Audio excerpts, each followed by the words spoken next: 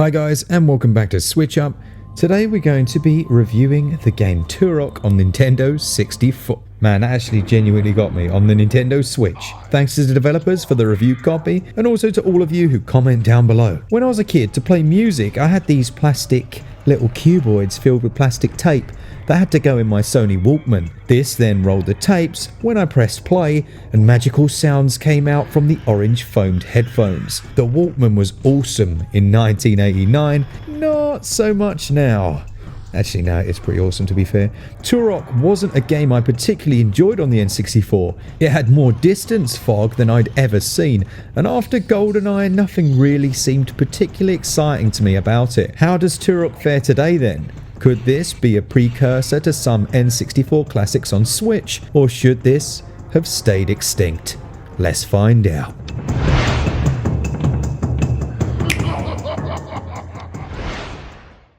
One of the great things about the early N64 games were how simplistic they were. There wasn't really any exposition, and you're generally left to your own devices and to figure out how the mechanics of the game work. While Turok has seen a slight overhaul in terms of the controls, the majority of this remains intact. After a brief tutorial to introduce the motion control aiming, thankfully, which is excellent and a real improvement over the original N64 controls. Both the left and right Joy-Con can be used to move the camera in the direction you wish to look. However, as you move, this resets itself, which actually works really well to eliminate any drift that can often occur in most games that use the Switch motion controls. This combined with the left stick to move and the right to adjust the camera further, and it works really well. Now, the original game was very sluggish. The fog of war was so close you almost couldn't see past your own nose, but on the Nintendo Switch, things are understandably much smoother. Combined with the excellent controls, I found my experience far more enjoyable. Completing a strafing run or jumping while adjusting your aim mid-air and killing an enemy became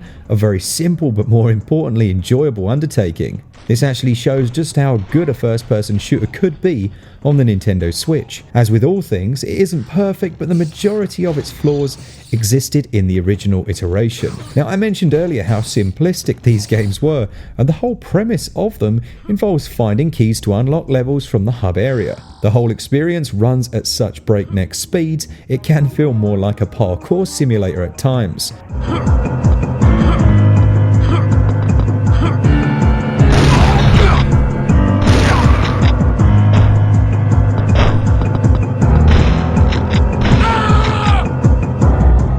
I honestly felt I was going to hate having this on Switch, but ended up enjoying it far more this time around. Bringing up a map is easy with the press of a button that is actually far more intuitive than some of the modern maps I've seen in recent games. The game has several platforming sections which are surprisingly easy to navigate due in part to those controls, and the ability to climb up some surfaces is another touch you rarely see even in modern games. Now, the shooting is pretty basic, and unlocking a variety of weapons doesn't take you long. Your bow was always the go-to weapon, and these have different ammunition types such as explosive tips. Pistols, shotguns, explosive rounds also join the party, and you always have your trusty knife to fall back on.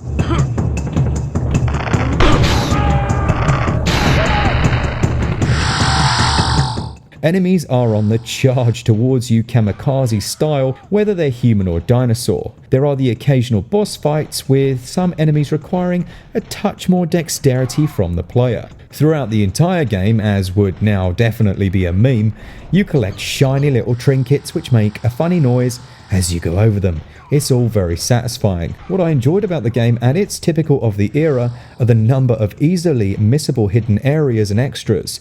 These blue warp zones, for example, pop up all over the game. Some of them are very well hidden and also disappear within a certain time, so finding them all gives the game a touch more depth. Within these are usually some form of platforming challenge and a lovely little goodie waiting at the end. Overall, the developers have added a lot of the original features and some new ones. The menu is packed with options, and I'm very impressed indeed they took the time and love to add these. Most won't notice them, but when I cracked out a few old cheat codes and found they still worked, I couldn't help but feel a pang of nostalgia. The code scrawled carelessly on a scrap of paper resting in my lap.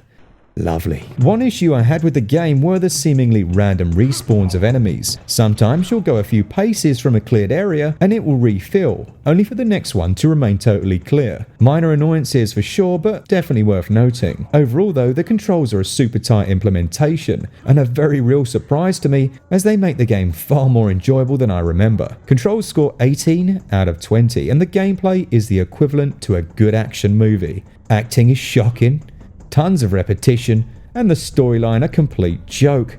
But boy is it fun to play. It scores 16 out of 20. Lamenting poor visuals in a game like this would be like saying that Tetris doesn't quite cut the polygon count mustard, but where we need to look is performance. Now, despite some rave performance reviews, I fall into a slightly different camp. I am a massive PC nerd, so to me 30 and 60 frames per second and everything in the middle is very noticeable, and I'm sure it is to many of you. Many have said that this runs at a solid 60 frames per second, and that's not right. It's very wrong, in fact. In the first level, sure, it runs at 60 frames per second with the occasional dip. However, later in the game, when the levels open up, some of the performance is quite poor, dipping as low as the early 30s or even lower. The issue is, with an uncapped frame rate, this can cause motion sickness if it happens frequently. Now, I've found it to be bearable at these times, but it is definitely not perfect. A real nice area to note is the option to increase the default field of view. This is an excellent and unexpected option that increases the viewing arc to the left and right of your character, allowing you to see more of the action. It is essential in most modern shooters to use this to give you the peripheral vision needed to compete, but seeing it here was a great little touch, and one of many that show the developers have put the time and love into this. Audio is as it was.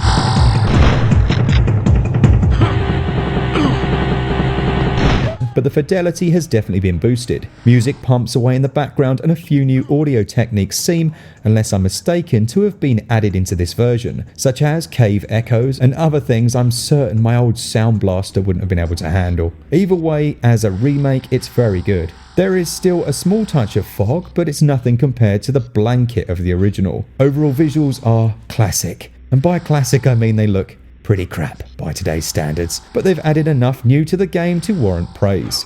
They score 13 out of 20. While the audio is okay, the weapon sounds and music do show their age, and the repetition is a potential issue for some. It scores 13 out of 20. The game costs £15.79, €17.59, or $19.99, and that's too expensive. Don't get me wrong, it is a good game. It's just too expensive. They've done a decent job of the port overall, so kudos there, but this is, in my opinion, perhaps a touch overpriced. I would have said that at £10 or $15, they might have hit the sweet spot. I don't think a physical release is scheduled, but what a prize it would be to have that, even just to sit alongside the original game if you're a collector. It is a decent length and surprisingly fun, but a touch pricey for a digital release. Value scores 12 out of 20. Well, there you have it. What a lovely little surprise. Playing a game I originally really didn't get on with, mainly due to the poor visuals, only now running at almost breakneck speed with motion controls, it feels fresh. I want Duke Nukem 3D to get this treatment on the Switch, and then I can die a happy man. It scores a SwitchUp score of 72%. Thanks so much to everyone who comments on the channel. Our Patreons, as always, you guys really do make it possible for us to create more content. And for all things Switch all the time, keep it Switch up. Cheers, guys. See ya!